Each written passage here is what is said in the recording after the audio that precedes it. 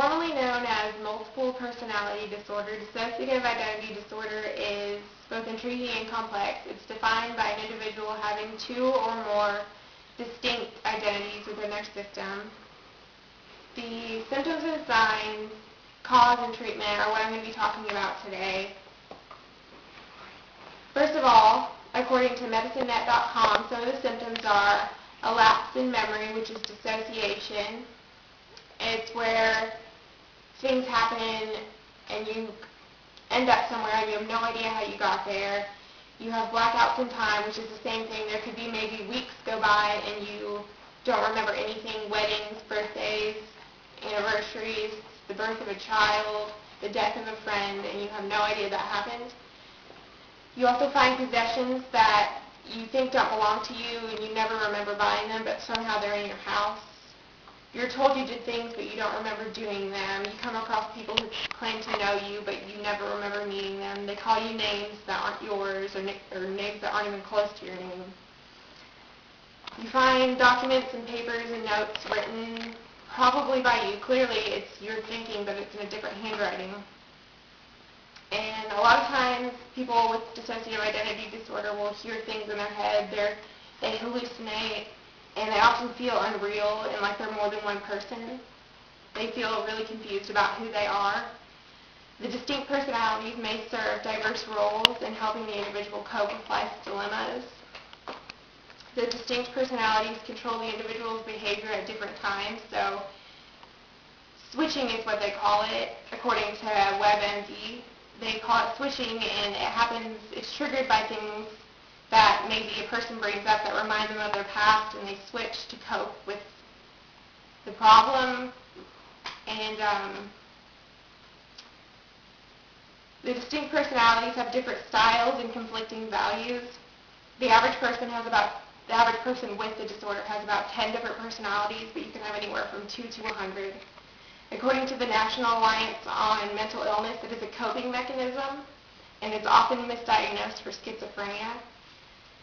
Second, I'm going to talk about the causes of dissociative identity disorder.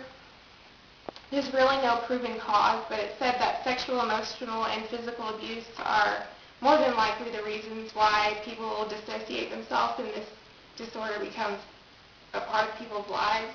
Children learn how to dissociate at a very young age, so it's easier for children to cope with how bad things are in their life or when they're being abused. It helps them to branch off into different personalities so that they don't think what's happening is really happening to them, it's happening to somebody else.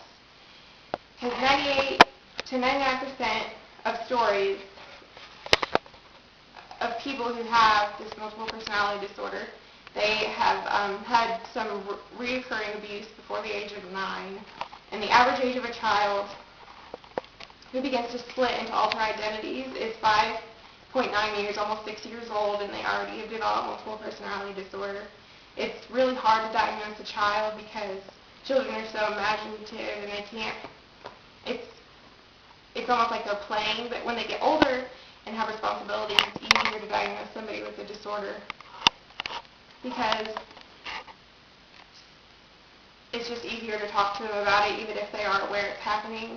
And more than 3/4 report to have a distinct personality who's under 12, which helps to prove the fact that they think that it's some sort of abuse that happened in adolescence. The third point I'm going to make is about the treatment and that it is possible. According to MedicineNet.com, there's no specific test for dissociative identity disorder, but you do conduct a mental health interview with a mental health professional. The most common therapy is psychotherapy and hypnosis. It's where they alter their conscience and make them more vulnerable to talk about what's happened in their lives. And often the therapist seeks to make contact with as many alters as possible, especially those who are violent, to try and control them more, because if the therapist can become friends with the violent personality, then often they can learn to control the rest of the personalities, because the dominant personality is usually how the person really is, and it's who they were to begin with. At the time that somebody seeks help, they're usually completely unaware that this is what's going on.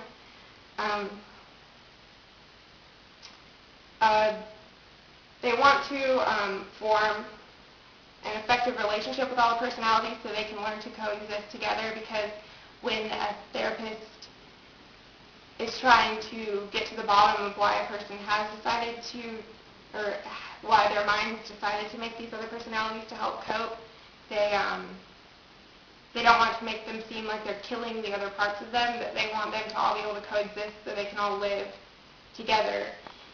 And so clearly this illness is very hard for the average person to understand. It's really hard to comprehend how it happens, why it happens, because a lot of us never have to deal with anything like this. The symptoms are bizarre, and the causes are universal for all people affected.